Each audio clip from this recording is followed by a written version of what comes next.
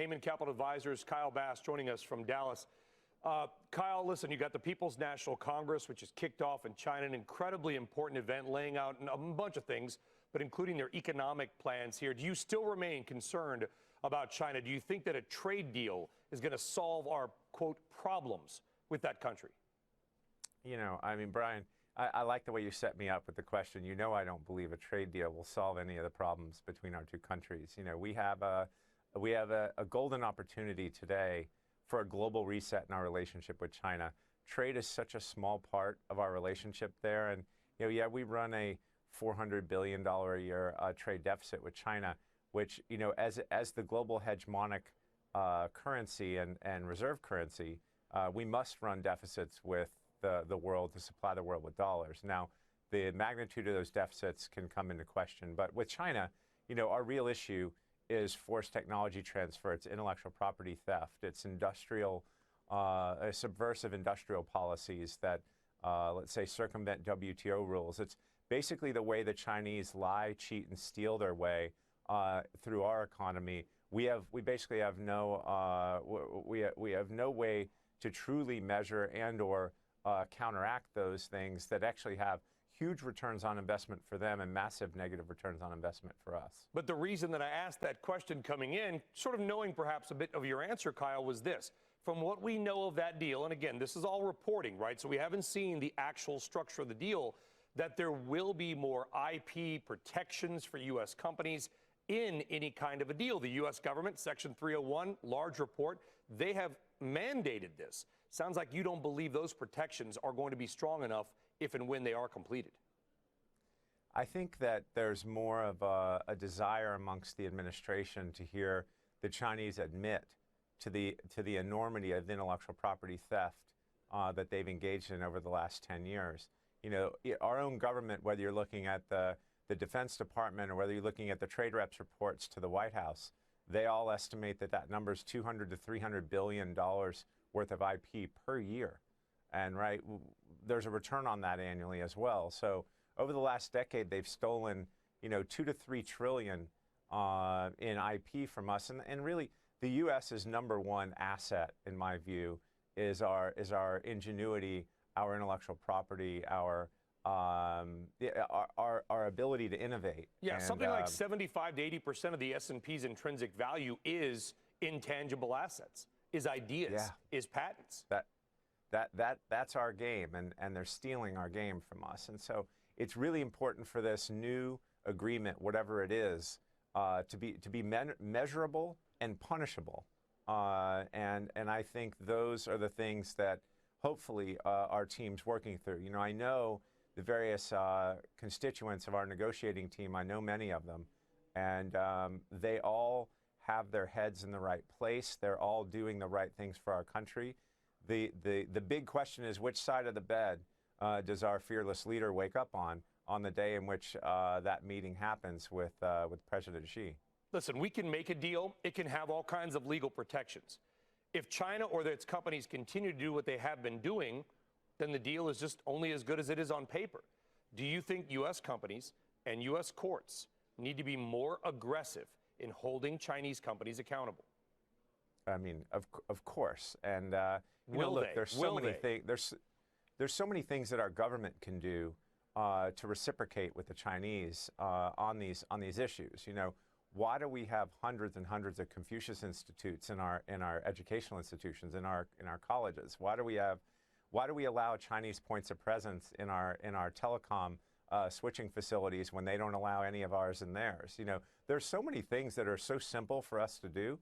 We just need to do it. And then on the judicial side of things, we can make a few judicial changes in the U.S. that really make it more difficult for the Chinese to act the way they've been acting with our intellectual property here in the U.S. Why is the Chinese market up 25% this year? Well, I mean, the Chinese print more money than any other country's ever printed in gross terms in world history. You know, since 2001, they've printed roughly $30 trillion worth of RMB. Think about that for a second.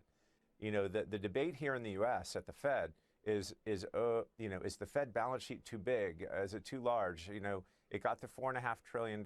Should it be $3.5 trillion?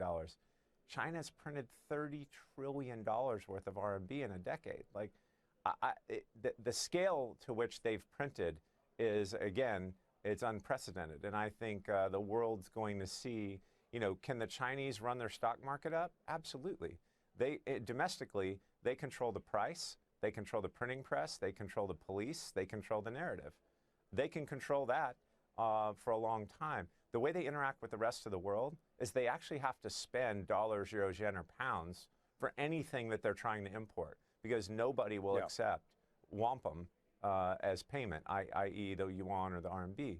And so my view is that at some point in time, economic gravity is going to catch them on the FX reserve side. And it sure looks like with them heading into a current account deficit.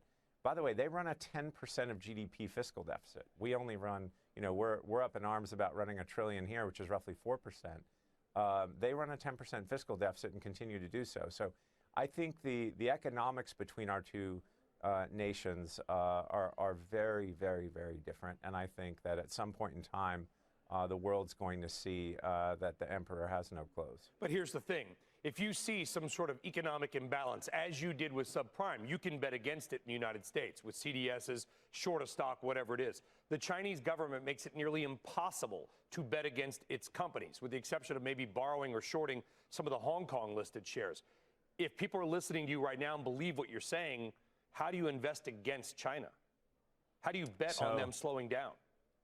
So we are not, for what it's worth, we're not short Chinese equities for that very reason. I think that the government of China can do whatever they want with equity prices. I think the ultimate arbiter of all of their economic actions will be the exchange rate between their domestically held currency and the rest of the world. And so there are cross rates between that currency and the dollar, the euro, the yen, the pound, the basic large currencies around the world. And I think that exchange rate will end up being the thing that adjusts the most. And then how do you play that? That seems complicated. It is complicated. For us hedge fund people, we have to unfortunately get into the forward markets of currencies and the options market of currencies. I think for the general population listening, I think that you need to think really long and hard about investing in equities of a country that has no rule of law, that to the extent that things go south, you as a Westerner in a Chinese bankruptcy, you're not going to own anything. I think that all of the Chinese stocks in Hong Kong, you should just put the word tracking in front of it. You own a Chinese tracking stock. You don't own anything as far as assets, because, again, when things go south, you as the Westerner will be left holding nothing. Well, MSCI just raised their weighting on their global indexes. They made Chinese stocks 20% from 5%, not a 5 to 7% jump, 5 to 20%. Yeah, MSCI, I know they were pressured. I don't know if you saw the Journal article about a month ago, but MSCI was pressured heavily by the Chinese government for the initial inclusion when they, let's just say they weren't, given the way that the Chinese have a closed capital account, and if you look at the Chinese purport to have 15% of global GDP at the current exchange rate with the dollar, but if you look at SWIFT, the global currency settlement system, less than 1% of all cross-border SWIFT transactions settle in the Chinese currency. So I don't know how MSCI can give the Chinese equities a 20% weighting when Chinese currency settlement is less than 1% of global currency settlement. It's kind of, it makes no sense to me. And in the end, what MSCI is going to be doing here is causing a lot of people many losses when this thing turns south. Are you betting against the U.S. market in any way, Kyle? No, I think the U.S. is kind of the tallest midget at this moment in time. When you look at the globe, all the subcomponents of Chinese industrial production, they're kind of, let's say, they're all down except energy, and the consumer in China is actually down the most. When you look across the globe to Europe, you look at Italy entered a recession a few weeks ago. All of the subcomponents of Germany look, they're actually dropping faster than they did, or as fast as they did in 2008. So it looks to us like Southeast Asia is headed for a recession in 2019. Europe's headed for recession in 2019, and the U.S., the kind of fiscal impulse from our tax stimulus is going to be wearing off towards the end of 2019, where I think the U.S. will, the world's not going to have a recession and the U.S. keep growing. So I think you're going to see the U.S. have a minor pullback in 2020. Are you betting on U.S. stocks? I'm not. I think given the scenario that I just gave you, what I think is likely to happen is U.S. interest rates are going to head back to zero in 2020. So you're betting on bonds? Yeah, I mean, we're long a lot of bonds.